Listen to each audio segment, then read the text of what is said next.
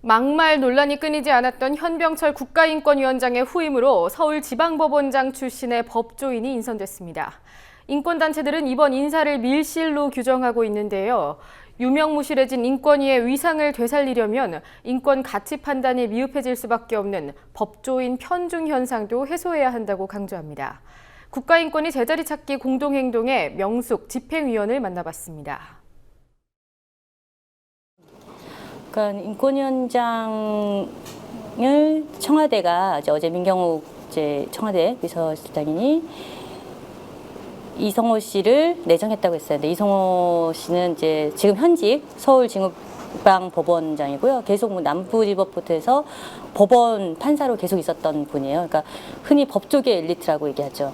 사실은 청와대가 그럼 어떤 과정을 통해서 국가인권위원회 위원장을 인선했느냐, 이게 더 중요한 거예요. 근데 국가인권기구의 인권위원들 혹은 인권위원장을 인선할 때는 인선 절차가 필요하다. 그리고 그 인선 절차에는 공개적으로 공석을 알리고, 예를 들면 신문 광고나 이런 걸 통해서 알려야겠죠.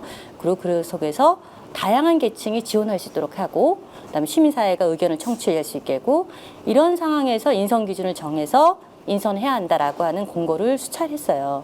근데 그런 과정이 전혀 없이 그냥 청와대가 그냥 내정을 한 거예요. 이제 그런 점이 밀실 인선이라고 하는 거고, 국제인권기구의 권고에 어긋난다라는 게 첫 번째고요. 이 사람 개인에 대한 거라고, 이 사람의 이력상 법조인인데 이거 자체로 우리가 평가할 수 있는 게 하나도 없다라는 거예요. 특히나 이 사람을 임명함으로써 인권위내의 법조인 중심의 이런 경향성이 더 강화될 거라는 거, 인권위원들의 다양성 이런 게 사라지기 때문에 문제라고 보는 거죠. 이제 첫 번째는 어쨌든 인권위원 인선 절차를 마련해라. 그 마련하는 것들은 공개적인 과정이어야 된다. 그리고 다양한 지원자들이 지원할 수 있고 객관적인 어떤 기준들을 마련해서 하라라고 하는 게 이제 인권위원회에 권고한 것들이에요. 근데 인권위에 권고했다는 건 뭐냐면 대한민국 정부에 권고를 했어요. 그러니까 청와대도 권고한 거고 국회도 이걸 수용해야 되는 겁니다. 근데 청와대는 전혀 그런 거에 대한 답이 없었죠. 심지어 ICC에서는 이렇게도 됐어요. 5월부터 인선 절차가 진행돼서 이제 8월에 인권위원장이 되는 이런 얘기도 써 있어요. 왜냐하면 그래야지 공석을 알리고 또 지원자들이 막 지원할 거 아니에요. 이제 그랬는데 5월부터 아무것도 하지 않다가 갑자기 오늘 임명했다는 거죠. 두 번째는 다양한 사회적 배경을 가진, 그러니까 다원성이 있었는데 지금 너무 법조인 중심이에요. 다원성이 없어요. 그런 지원자 수를 최대화하라. 그다음에 지원하고 심사하고 선출하고 임명하는 과정이 다 공개적이어야 되고, 그리고 많은 시민사회가 참여할 수 있도록 해라. 그러니까 저희가 말하는 예를 들면 후보추천위원회, 인선위원회 이런 걸 만들라는 거고요. 그런 기준을 가지고 평가해라. 그다음에 개인적 역량이라고 하는 것들이 인권 관련해서 있는 사람들을 선출해라. 이런 게 ICC의 권고였어요. 그러니까 현병철 인권위원장이 처음에 그분은 참 부끄럽게도 본인이 인권 관련해서 아는 게 없다라고 처음에 내정됐을 때 그렇게 얘기했어요. 근데 그러면 사실은 인권위원장을 청와대가 하실래요? 이랬어도 나는 인권 관련은 몰라요. 못하겠습니다. 이래야 되는 게 사실은 기본인데 이제 자리 욕심이 났겠죠. 그게 문제인 거고요. 근데 가장 최근에는 뭐가 되게 문제였냐면 세월호 참사와 관련해서 사실 이거는 엄청난 생명권과 안전권을 침해한 거거든요.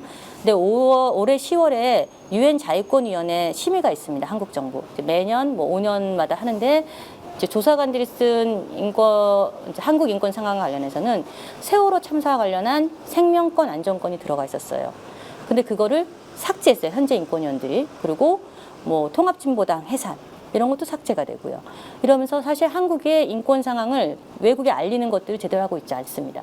그런 것들이 문제라는 거죠. 예를 들면 김진숙 지도위원이 이제 한진중공업 정리해고 철회를 위해서 고공농성을 갔어요. 물론 이제 그 실정 보루하면은 남의 물품에 올라간 거니까 문제가 되겠죠. 하지만 그것과 관련해서 긴급구제를 기각시키는 게 위법했기 때문이다. 말이 안 되죠. 이제 그런 것들이 인권의 관점이 아닌 그다음에 이 형식적인 법의 논리에 따라 하게 된다는 거죠.